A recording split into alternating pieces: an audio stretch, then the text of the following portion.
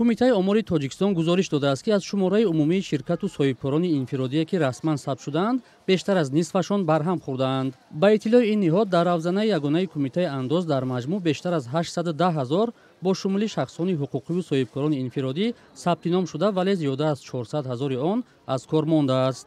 раиси кумитаи сармоягузории тоҷикистон дар нишасти хабарии ахири худ сабаби қатъи кори соҳибкоронро чунин шарҳ дода буд. барҳамхӯрии субъектҳои соҳибкорӣ аслан ин қисми зиёди онҳо аз як намуди фаъолияти соҳибкорӣ барҳам мехӯранд ва ба намуди дигари соҳибкорӣ мегзаранд. аз рӯи шумора ин чиз муайян карда мешавад. дигар омил ё сабабе ки боиси барҳамхӯрӣ мегардад, ин албатта баъзе соҳибкороне ҳастанд ки солҳои зиёд аст ки рости гап ки фаъолияташон боз мондааст ва худи барҳамхӯрии корхонаҳо ҳам дар баъзе ҳолатҳо як вақти муайян ном мегирад. вале баъзе аз соҳибкорон аз дахолат ба корашон ва таваҷҷӯҳ нашудан ба мушкилашон суҳбат мекунанд ки боиси аз кор мондани ширкату корхонаи онҳо гаштааст. фарҳод мирзоев, як соҳибкор аз ноҳияи Данғара, шиква дорад ки аз тариқи додгоҳ онҳоро аз соҳибмулкии мағозаашон маҳрум карданд ва бо ҳамин тиҷораташ қатъ шуд. аксари соҳибкорон ба хотири пеш наомадани мушкил дар идомаи корашон ва зери фишор қарор нагирифтан аз суҳбати ошкоро дар мавриди душвориҳои худ парҳез мекунанд.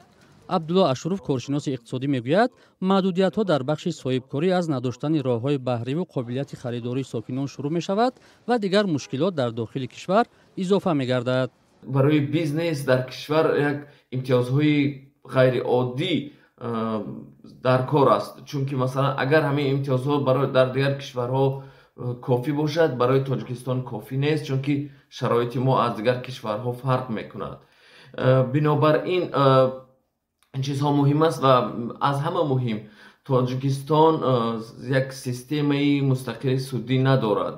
қатъи кори соҳибкорон дар ҳолест ки президенти Тоҷикистон Эмомалӣ Раҳмон бо як фармон аз 10 январи имсол санҷиши кори ширкатҳои соҳибкориро дар кишвар ба муддати 2 сол ба ҷуз аз нозирони андоз манъ кардааст. дар гузашта низ мақомот борҳо аз пешниҳоди имтиёзу сабукиҳо ба кори соҳибкорон хабар доданд, вале қарзҳои баланди бонкӣ, вуҷуди фасод, набудани шаффофияту рақобати солим, инҳисор ё монополия шудани соҳаҳои сердаромади иқтисод ва андозҳои баланд аз мушкилоту монеаҳоянд ки дар гузашта аз забони соҳибкорон садо додааст.